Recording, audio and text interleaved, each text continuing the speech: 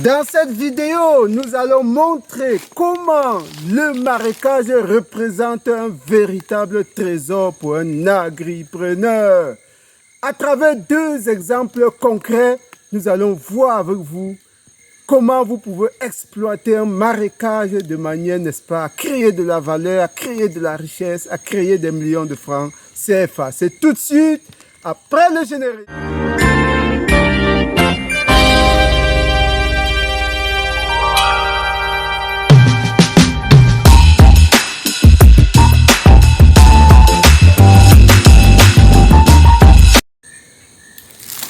Une fois de plus, chers agripreneurs, bienvenue à la chaîne des fonceurs, à la ferme intégrée de Ngoumou.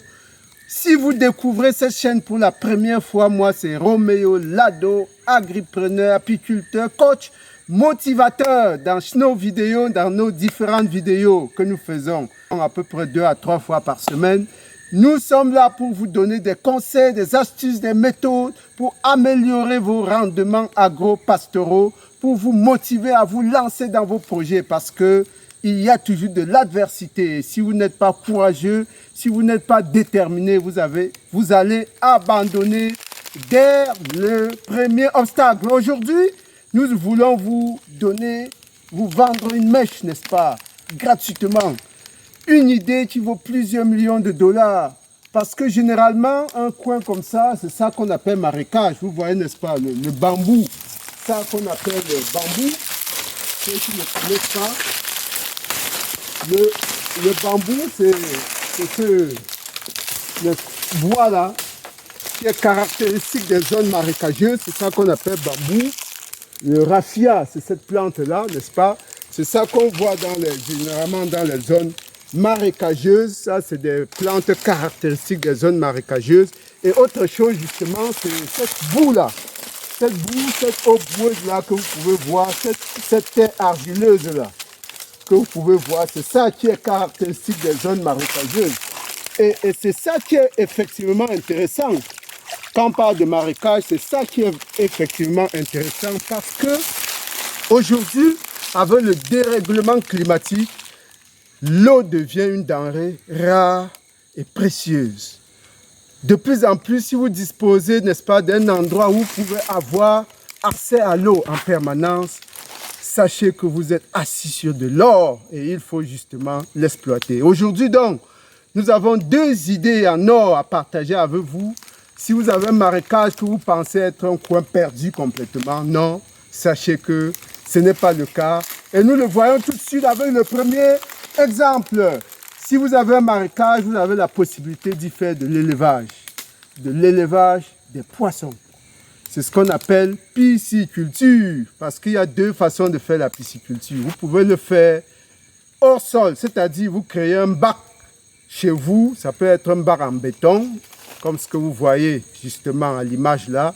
Ça peut être un bac en béton que vous coulez, n'est-ce pas, et dans lequel vous mettez du poisson que vous nourrissez de manière intensive. Au bout de 3-4 mois, vous pouvez déjà avoir des poissons consommables.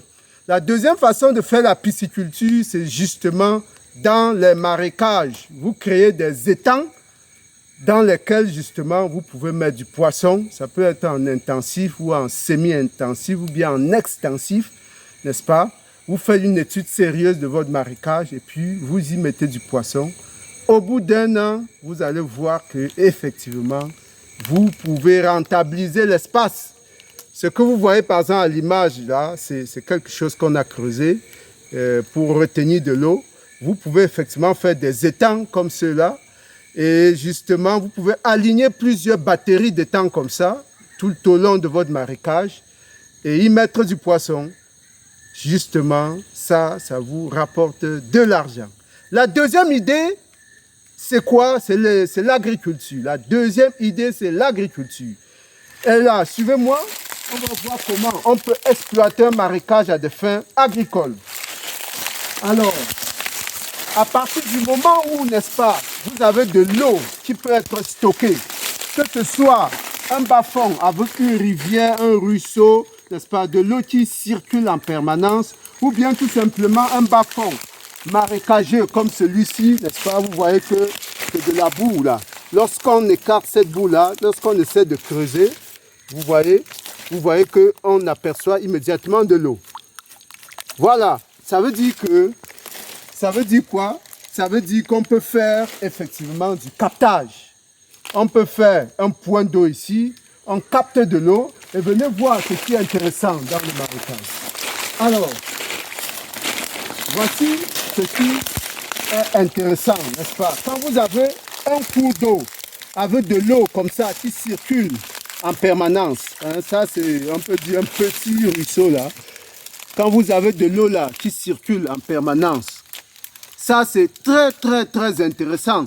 Ça veut dire quoi? Ça veut dire que vous pouvez avoir de l'eau à volonté. Hein? Vous pouvez avoir de l'eau à volonté. Il suffit, n'est-ce pas? Il suffit de faire un trou un peu à l'écart. Vous faites un trou un peu à l'écart comme ici là. N'est-ce pas? Vous pouvez creuser un trou à ce niveau-là. Vous faites un trou et puis vous faites une dérivation.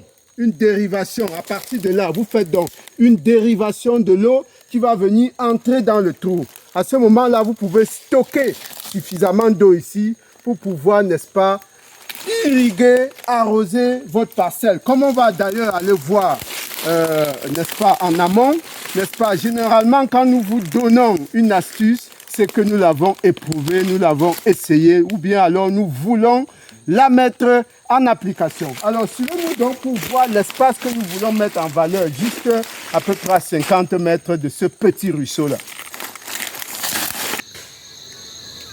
Et là, nous y sommes effectivement, nous sommes à peu près à 50 mètres de notre point d'eau, de notre ruisseau de tout à l'heure. Et justement, vous voyez que le défrichage a déjà commencé. Hein, vous voyez, c'est ici que nous allons, n'est-ce pas, préparer le terrain. C'est un terrain sablo-argileux, n'est-ce pas? Et donc, tout cet espace-ci va être donc défriché. Nous sommes là pratiquement sur au moins 5 quarts d'hectare. Nous sommes sur on n'a pas forcément besoin d'un grand espace pour faire justement la contre-saison. Parce que une bonne façon d'exploiter le marécage pour l'agriculture, c'est de faire la contre-saison. Pour au moins 3 raisons principales. La première raison, c'est que en contre-saison, vous avez le bénéfice des prix. N'est-ce pas? Il n'y a pas beaucoup de personnes qui sont lancées dans les légumes. Donc, vous pouvez donc faire la contre-saison au niveau d'un bas-fond ou d'un marécage. Vous aurez donc le bénéfice des prix intéressants. Deuxième raison pour faire justement les légumes au niveau de la contre-saison, c'est que vous avez de l'eau au niveau du marécage, au niveau du bas-fond. Vous pouvez avoir un accès facile à de l'eau. Ça, c'est la deuxième raison. La troisième raison, c'est que vous avez un investissement relativement faible. Vous dépensez un peu moins, ou bien autour de 500 000 francs pour exploiter un espace, par exemple, d'un quart d'hectare, n'est-ce pas? Et vous pouvez avoir une rentabilité, par exemple, de 100%. C'est possible si vous choisissez bien les spéculations. Donc voilà les 2 raisons pour lesquelles, justement, la troisième raison, j'allais oublier, c'est que les légumes, que ce soit les légumes feuilles ou les légumes fruits, un cycle généralement de 3 mois, hein, de 45 jours à 3 mois. Le gombo, la morelle noire, que ce soit, n'est-ce pas, l'amarante, la tomate, la pastèque, etc. Tous ces légumes, feuilles, fruits-là ont un cycle maximal de 3 mois. Ce qui fait que vous avez un retour rapide sur investissement. Donc voilà les raisons qui militent, n'est-ce pas, pour un investissement à contre-saison. Voilà, donc ici nous sommes pratiquement sur un quart d'hectare ou un peu plus. Le défrichage est en cours et très bientôt on va y mettre de la morelle noire. On va inonder Yaoundé avec la morelle noire. Croyez-moi, nous allons vivre ce projet en direct. N'hésitez pas à vous lancer, ne se fait pas tard. Nous verrons ensemble toutes les étapes de cette culture, de la pépinière, n'est-ce pas, jusqu'au marché. On va le faire ensemble. Abonnez-vous si ce n'est pas encore fait, parce que le meilleur à venir, la saison 2024 ne fait que commencer. Et ça va aller très très fort. À très bientôt. Merci.